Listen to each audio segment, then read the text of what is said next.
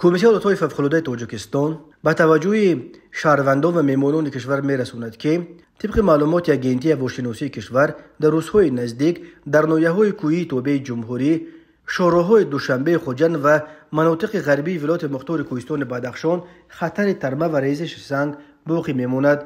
کمیته لطای فوق‌العاده میگوید خطر فروریزی ترمه ها و ریزش سنگ همان در مناطق‌های ولایت مختار کوهستان بدخشان، نواحی‌های کوهی و نزد کوهی قطارکوه‌های ایسار، راه‌های دوشنبه خوروغ، دوشنبه خوجند، دوشنبه لخش، خوروغ مرغاب، خوروغ اشکاشم زیاد است. در رابطه با این کمیته از اهالی دعوت می‌نماید که از سفرهای بی ضرورت خودداری کنند، رفتن به جمع‌آوری هیزم، شکار و ماهی‌داری، گذر از منطقه‌های ترمه‌خیز نیز در این روزها مصلحت داده نمی‌شود. ترمه و یخ و سنگریز و واحدهای خطرناک طبیعی در کوهستان تاجیکستان به شمار می‌روند. سال 2023 در تاجیکستان 335 حالت ریختن ترمه و 48 مورد یخ و سنگریز ثبت شده است. در چندین حالت این آفت‌ها باعث مرگ انسان‌ها شدند.